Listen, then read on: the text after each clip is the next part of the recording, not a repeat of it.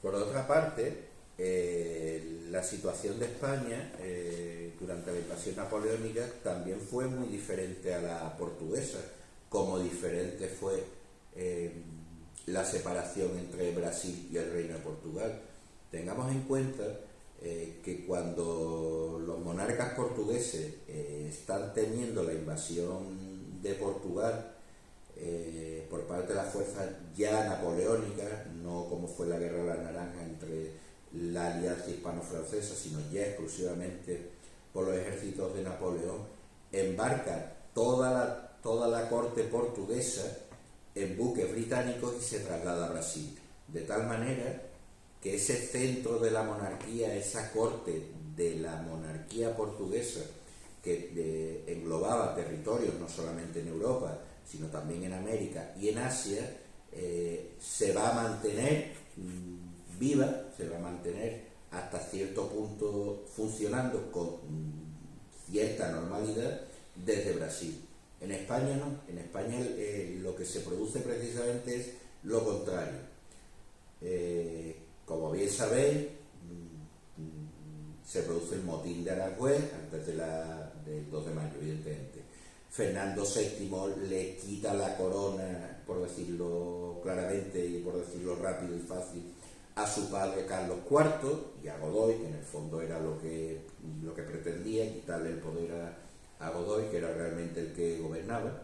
De hecho, quitarle la corona para luego, padre e hijo, ir a Francia, Carlos IV pedirle a Napoleón que le recuperara la corona para luego volver a dárselo a él, ¿vale? Y luego Fernando VII, a cambio de una pensión, por cierto, y luego Fernando VII entregarle la corona de España a Napoleón a cambio de una pensión. Volvemos a que la cuestión económica y el exilio dorado no se quería perder, y casarse con una prima o con algún familiar de Napoleón para formar parte de la familia imperial. Es decir, en Portugal, o la monarquía portuguesa, mantiene la cohesión y mantiene la titularidad y la cabeza de las instituciones, y en España podemos decir que prácticamente se autodestruye. Si nos trasladamos y nos ponemos un poco en la mentalidad de esos militares, insisto, ilustrados, que han pasado por muchos combates, por muchos cambios de bandos y alianzas, y estos temas llegan a conocerlos porque los conocían. Tengamos en cuenta que entre Bayona, la propaganda y contrapropaganda, pero entre Bayona, Madrid, territorios ocupados, boletines, gacetas y demás, estas informaciones sí llegaban a las altas esferas de esa Junta Suprema, de esa regencia, de esos consejos de altos militares y demás. Hombre, la situación como mínima les tuvo que dar de pensar. Es decir, seguimos en este caos que está ahora mismo en la península, cuando además realmente de todo lo que es la península, lo único que quedaba sin conquistar era Cádiz y Tarifa, por cierto. Y eso puede caer de un día para otro, o salvamos lo que queda de la monarquía española, que son las provincias americanas, y nos damos otra forma de gobierno. Porque hay que tener en cuenta que en ese momento, digamos, el rey legal, no legítimo, pero sí legal, de España era José Bonaparte. Entonces estos militares de origen americano se encuentran en las provincias americanas, y que iban a tener además que obedecer y que estar gobernados ya no solo por Napoleón, sino por además el hermano. Siempre aquí hay algo que hay que analizar y hay que pensar con más tranquilidad. ¿Qué es lo que dijo José de San Martín? Y vamos a intentar reflexionar un poco sobre si realmente fue lo que se llamó la llamada americana o si fue una revolución liberal, es decir, un llamamiento a modificar la manera de gobernar y de hacer política. Decía José San Martín: hallábame al servicio de España el año 1811 con el empleo de comandante de escuadrón del Regimiento de Caballería de Borbón, cuando tuve las primeras noticias del movimiento general de ambas Américas, y que su objetivo primitivo era su emancipación del gobierno tiránico de la península, y subrayo lo de del gobierno tiránico de la península, es decir, no fue una guerra contra los españoles, fue una guerra o fue un movimiento contra esa manera de gobernar los territorios americanos. Sigo. Desde este momento me decidí a emplear mis cortos servicios a cualquiera de los puntos que se hallaban insurreccionados. Vuelvo a subrayar. Mis cortos servicios a cualquiera de los puntos que se hallaban insurreccionados. Es decir, el mito de que vuelve exclusivamente para levantar a su tierra natal Argentina, que todavía no existía Argentina como tal, parece que no cuadra excesivamente bien con sus propias palabras. Y dice, preferí venirme a mi país nativo, en el que me he empleado en cuanto ha estado a mis alcances. Es decir, de las propias palabras de San Martín, ¿qué extraemos? Extraemos que él tenía una buena posición como militar, es decir, como profesional, es decir, no tenía ninguna pega, y que esas noticias de la insurrección le plantean librar una parte de ese territorio, de esa monarquía, de ese gobierno de un rey que era un desastre, así de claro y así de sencillo, y que él tampoco tenía una idea localista de mi tierra natal, como ese Yapeyú, esas provincias concretas de lo que hoy son Argentinas, como luego veremos. ¿Vale? Vamos avanzando. Por tanto, yo creo que tenemos que pasar ya a que nos encajen, digamos, las dos mitades de la biografía, en que realmente José San Martín, más que un revolucionario emancipador, lo que era es un militar liberal. ¿Por qué digo esto? Pues porque sí tenemos pruebas de ello. Es decir, ¿por qué no hay duda de que San Martín es un militar liberal? Pues porque sus amistades lo son, compañeros que le marcarán para toda la vida, como fue el capitán general Francisco José Solano, lo fue. Por su biblioteca, es decir, por sus lecturas, por el contenido de sus cartas, por lo que él dice y su manera de proceder. ¿Por qué hay que unir la figura de militar liberal a la de José San Martín más que la de revolucionario emancipador?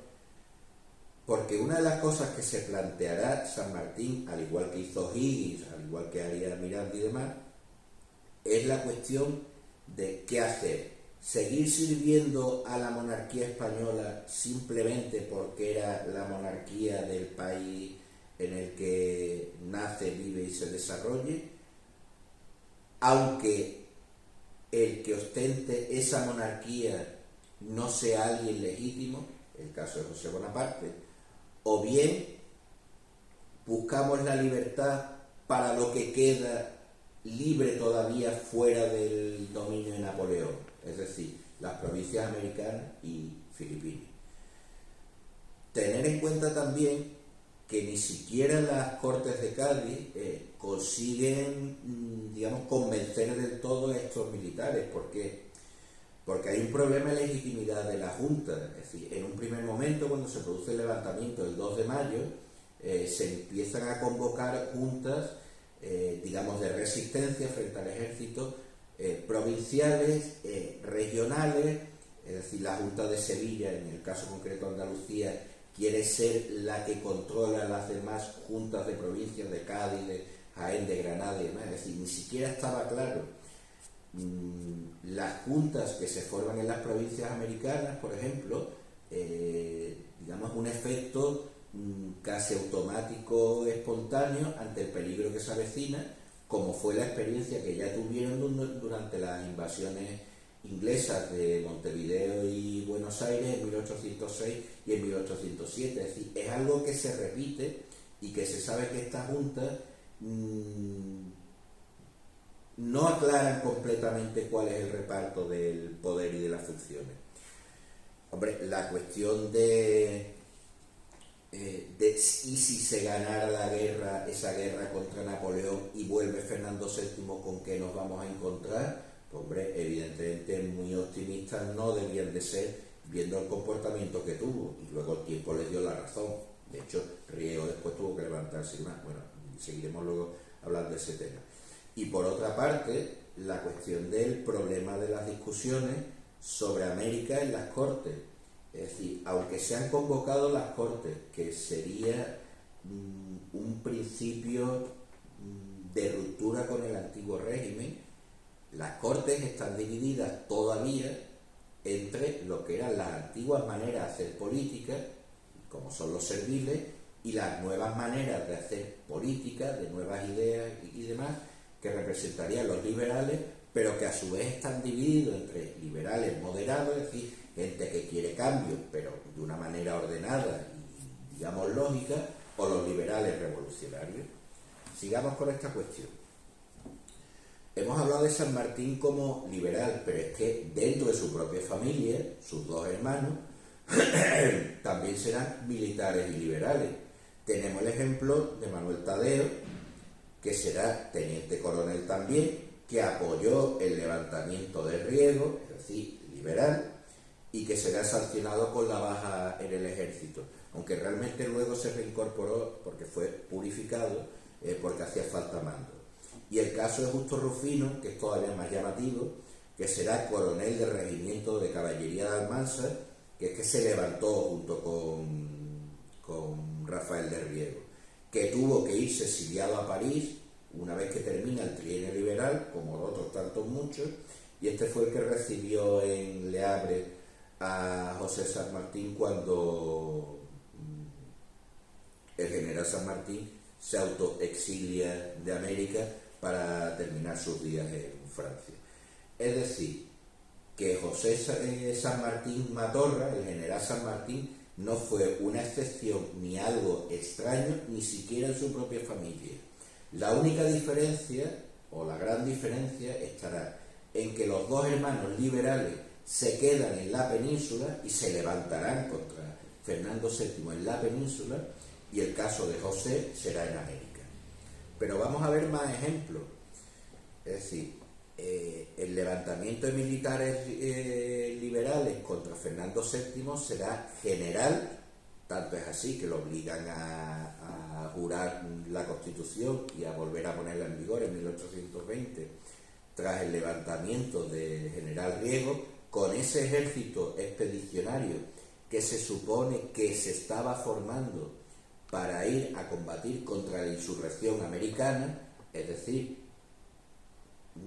haciendo historia ficción o esa especie de ciencia ficción que no es evidentemente una manera ortodoxa de explicar las cosas, pero si la Constitución de 1812 hubiera progresado, a lo mejor no hubiera sido necesario esa emancipación de las provincias.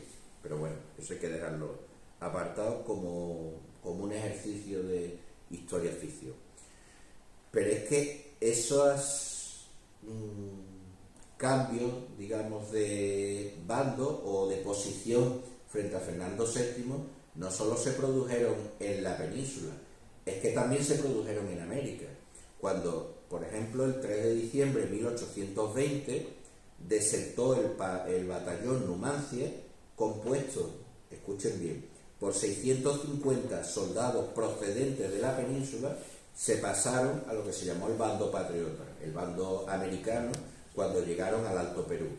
Es decir, ese descontento con esa monarquía de Fernando VII y esa manera de hacer política existía de manera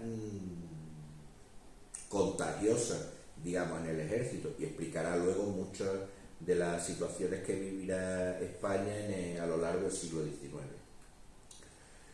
La cuestión de la masonería no tenemos tiempo para entretenernos demasiado, y simplemente decir muy rápidamente que hay que distinguir lo que eran logias masónicas de lo que se llamaron las logias independentistas o separatistas o lautarinas, caballeros racionales, y Lautaro. Eso daría para otras 2 o 3 horas más de conversación, que evidentemente no lo vamos a hacer.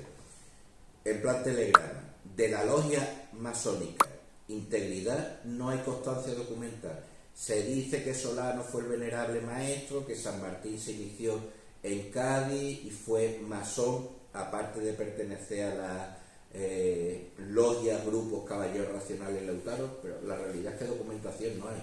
Tampoco tiene que extrañarnos, porque como bien sabéis, la masonería ha sido perseguida con especial virulencia en España durante el siglo XIX y luego XX, y la documentación, la mayoría, se destruía por la propia seguridad de los miembros. De caballeros racionales, sin embargo, sí hay testimonios indirectos, puesto que Fray Servando Teresa de Mier o Alcalá Galiano hablan, tanto unos como otros, de esta sociedad. Fray Servando Teresa de Mier, durante los interrogatorios ante la Inquisición, porque lo detuvieron varias veces, demás, la verdad es que Fray Servando Teresa de Mier tiene una biografía bastante entretenida, incluso podríamos decir hasta divertida, si lo tomamos con un poco de humor negro. Y luego las memorias de Alcalá Galiano, que también habla de las logias y de los movimientos de masones y sociedades secretas independentistas en Cádiz.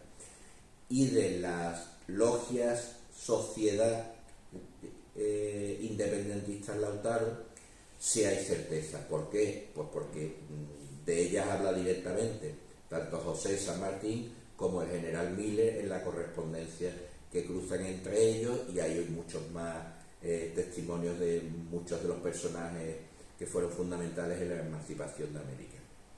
Pero hay algo que sí me gustaría insistirle para cuando tengan tiempo, sobre todo al público argentino, que seguro que lo que le voy a comentar le va a venir inmediatamente a la memoria. Todos, estoy seguro que todos, o el 99,9% de los que estáis aquí, procedentes de Argentina, habéis oído hablar de las máximas de Merceditas, esa especie de testamento espiritual que le deja José San Martín a su hija Mercedes. Me gustaría que cuando tengáis tiempo comparéis esas máximas de Merceditas con lo que era el decálogo masónico.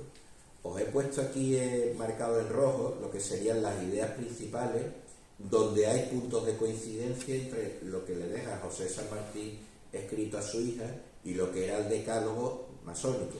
Respeto a todas las religiones, amor al prójimo, lee, trabaja y reflexiona, contento con todo y con todo, es decir, la aversión al lujo, al exceso, caridad, respeto al extranjero y al viajero, padre de los pobres, igualdad ante todos, amar a los buenos y huir de los débiles, en el sentido débil de las malas personas, de los débiles de carácter, no en cuanto a que fueran personas de poco espíritu, sino que fueran débiles en virtud.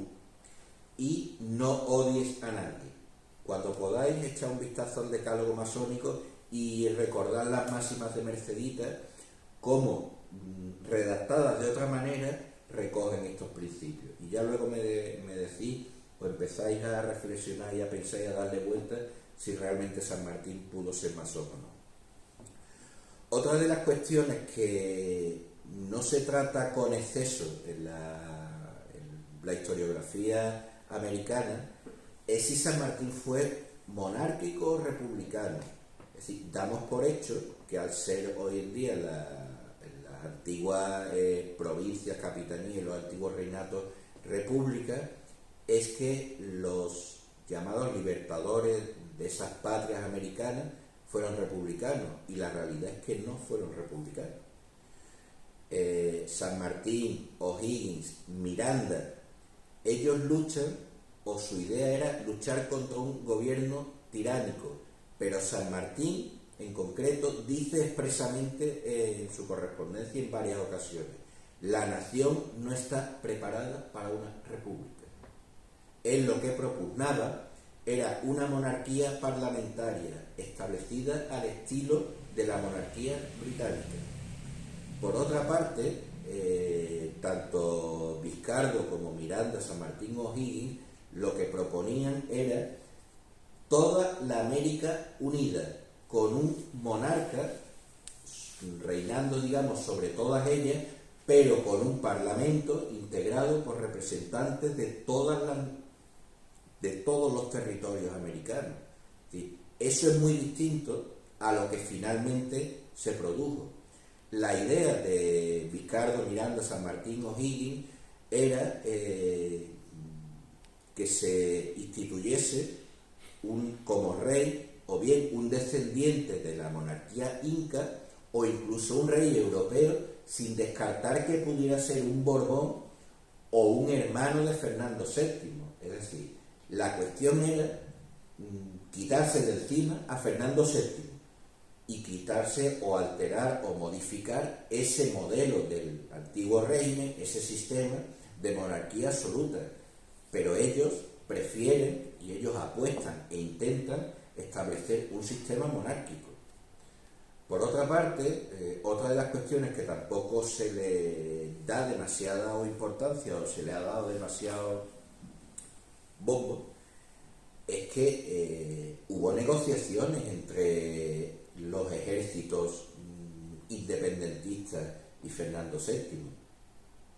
Sí, hubo muchas reuniones, hubo muchos intentos de armisticio, de acuerdos de autonomía, incluso utilizando como base parte de, digamos, los esquemas políticos que planteaba la Constitución de 1812.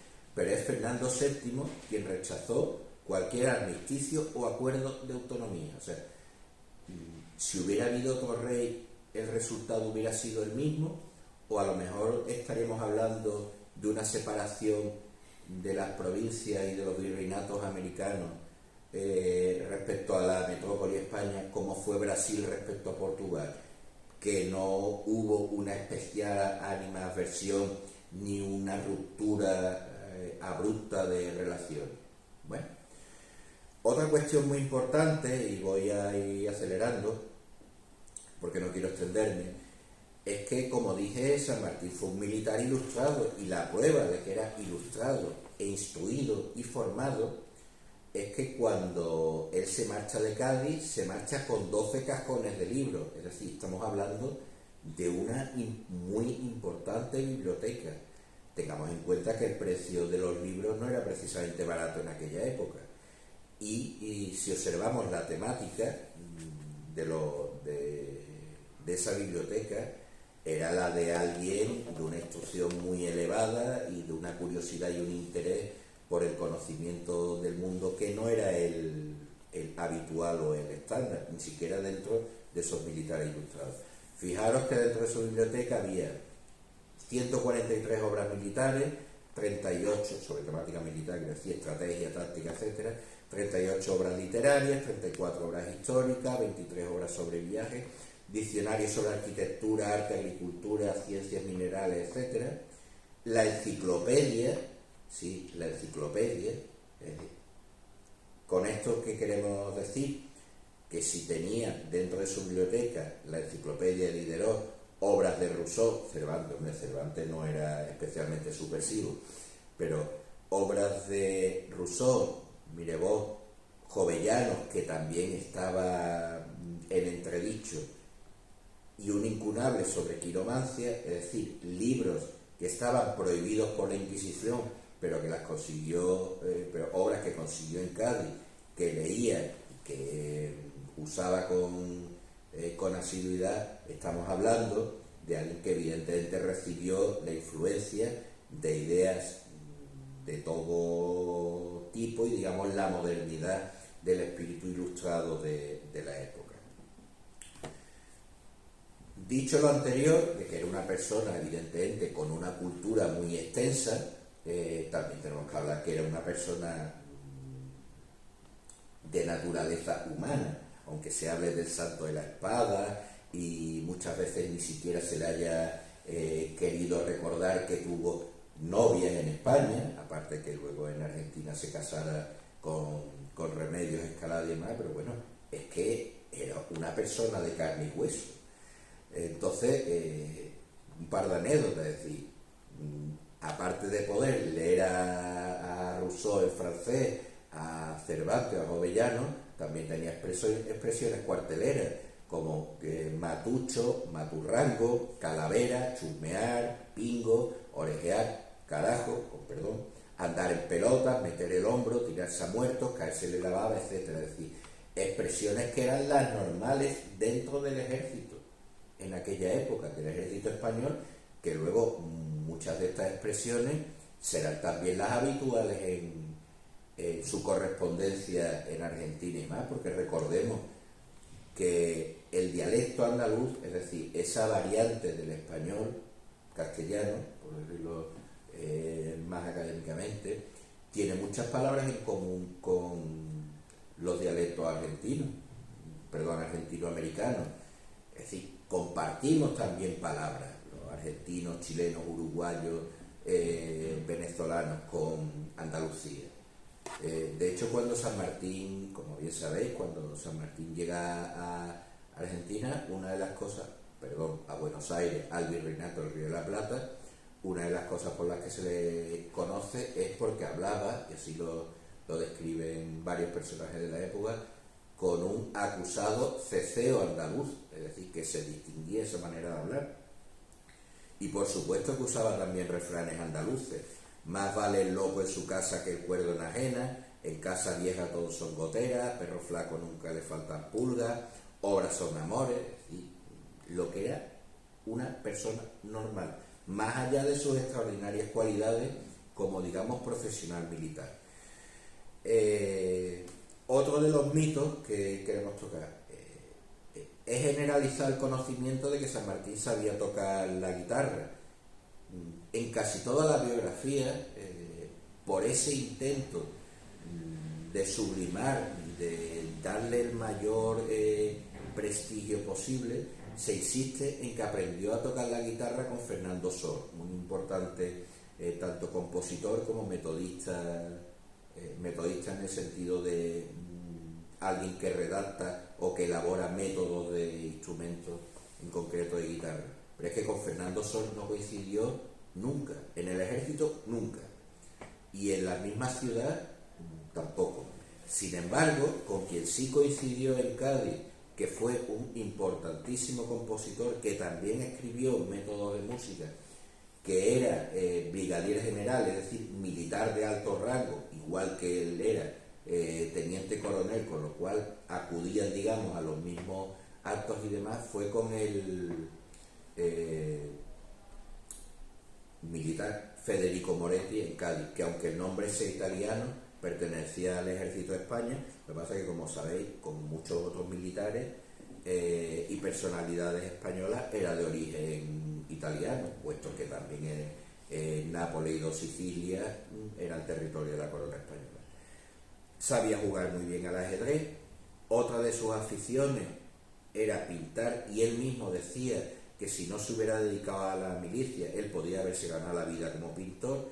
En concreto, aquí tenemos la que fue la bandera del ejército de los Andes, que la diseñó él, el dibujo este es de él, y la bandera del ejército libertador del Perú. Recordáis que ahora mismo la bandera de Perú tiene los colores rojo y blanco, el escudo ha cambiado la forma de un poco de la franja, pero esto también se le debe a San Martín.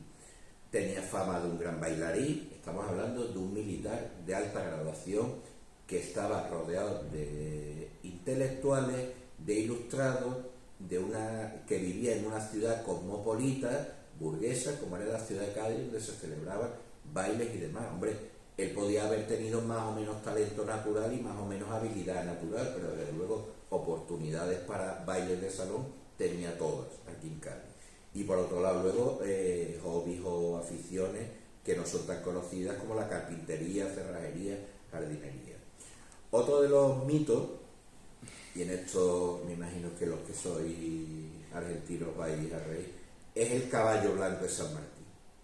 Igual que los peninsulares o los hispanos tenemos la pregunta de lo del caballo blanco de Santiago, bueno, pues a San Martín tradicionalmente se le ha representado montando un caballo blanco. Incluso a día de hoy, en la ceremonia de los granaderos a caballo, en las conmemoraciones de nacimiento, fallecimiento y demás del general José San Martín, que fundó el regimiento de granaderos a caballo, se pasea un caballo blanco, evidentemente sin jinete, como el símbolo del caballo del general que está presente en espíritu. Bueno, pues José San Martín, que era buen conocedor de caballos y mulas, porque estuvo 33 años en la península, y aquí por supuesto que aprendió sobre mulas, caballos, y más él, que entre otras cosas estuvo tiempo en regimientos de caballería, él nunca tuvo un caballo blanco, digamos, exclusivo al estilo de Babieca, Rocinante, Bucéfalo, es decir, un caballo identificado con un héroe. Igual que otra de los mitos de la historiografía americana respecto al cruce de los Andes, es que San Martín cruzó los Andes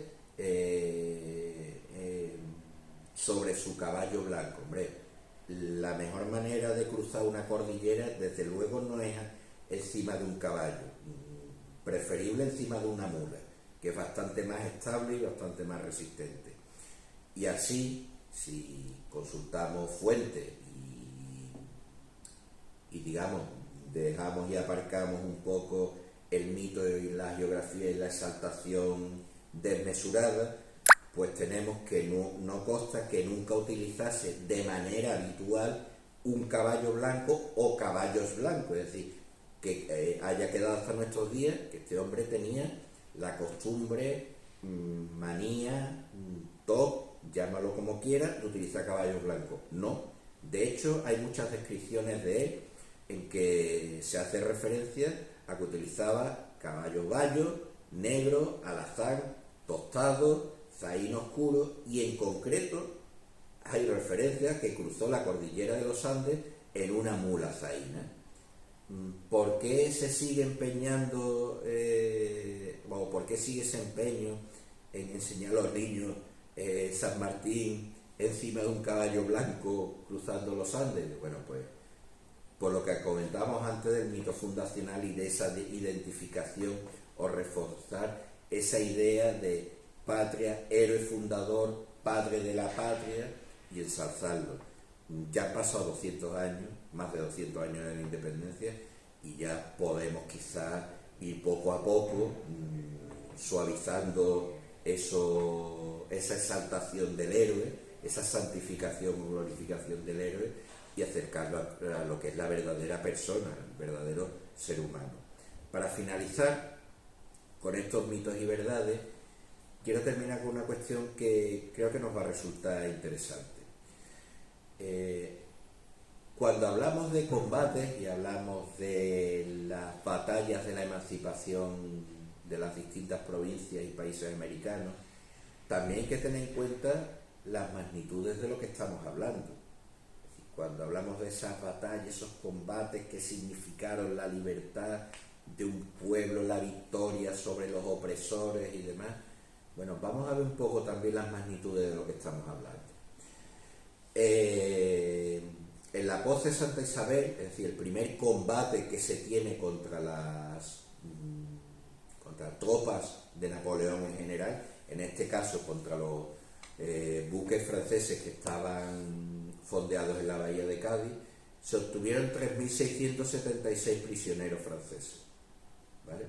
En la batalla de Bailén, en la cual San Martín tendrá un papel muy destacado, será condecorado y por poco pierde la vida, de una manera muy parecida a la... salvará la vida, de una manera muy parecida a como la salvó gracias a Juan Bautista Cabral, que lo conocéis perfectamente los argentinos, puesto que dos soldados españoles, Juan de Dios y uno que era de Marto, se interpusieron entre los franceses y él, y le salvaron. Es decir, la historia podía haber cambiado totalmente, la historia del mundo podía haber cambiado totalmente si San Martín llega a perecer en Bailén. Bueno, en Bailén estamos hablando de 22.000 franceses contra 29.000 españoles. El asedio a Cádiz, es decir, la ciudad de Cádiz estuvo rodeada por 60.000 franceses contra unas tropas variables de 21.000 españoles, ingleses y portugueses, que en ese momento había una alianza, por lo tanto había soldados de las tres naciones. En la batalla de la Albuera, la última en la que participa San Martín en su estancia en la península, se enfrentarán 24.620 franceses contra 35.284 españoles, ingleses y portugueses, ese ejército aliado. Bueno, el famoso combate de San Lorenzo, que todos los argentinos, por supuesto, que conocéis por el himno, por el colegio, porque es verdad que fue una batalla en que fue muy importante estratégicamente, porque realmente le cerraba, era cerrarle el paso a las tropas que podían venir desde el virreinato de Perú y demás. Es decir, fue una batalla importante, sí, pero las fuerzas que se enfrentaron fueron 175 soldados patriotas, americanos por decirlo de alguna manera, contra 250 realistas. Sí, no faltan ceros, no, es así. 175, de los cuales 150 eran los granaderos a caballo, ese regimiento que funda y que organiza José San Martín y que fue su bautizo de fuego, con éxito por cierto, junto con 25 milicianos de Buenos Aires contra 250 realistas. A lo mejor no nos estamos excediendo un poco en la literatura respecto a las batallas. El cruce de los Andes, por ejemplo, significó el paso de 5.200 patriotas, soldados patriotas. Hombre, estamos hablando de conseguir que 5.200 personas, con todas las mulas, caballos, digamos, para cuando luego se hiciera el cruce, no porque fueran montados encima cargando artillería, cargando municiones, pertrechos y demás. Claro que fue una obra logística de muchísima importancia, pero estamos hablando que San Martín, como ayudante de campo además, que fue de distintos generales, por ejemplo, en la Albuera movían 35.000 hombres. Pues claro que el aprendizaje de San Martín fue más que útil para sus campañas americanas. Maipú, otra de las batallas decisivas para la emancipación de Chile, son 6.000 soldados patriotas contra 5.300 realistas. Chacabuco, 3.500 contra 2.300. Y Junín, no estaba ya San Martín, fue realmente un combate que dirigió Bolívar para la liberación definitiva del Perú. Fueron 1.000 patriotas contra 1.300 realistas. Es decir, no estamos ni minusvalorando ni nada de eso, estamos poniendo en contexto cuál es la época, cuáles los datos y cuál es la cifra. Y terminamos con algo que creo que es importante que tengamos en cuenta. Ese niño que nace en Yapeyú, que llega a la península, que está en Europa, que luego vuelve a América, realmente vamos a acudir a los datos objetivos antes de hablar y antes de glosar y de llenar de adjetivos calificativos la vida de cada uno. ¿Cuáles son los datos objetivos? Los datos objetivos son que José San Martín vivió más tiempo en Europa que en América. Estamos hablando de 53 años respecto a 16.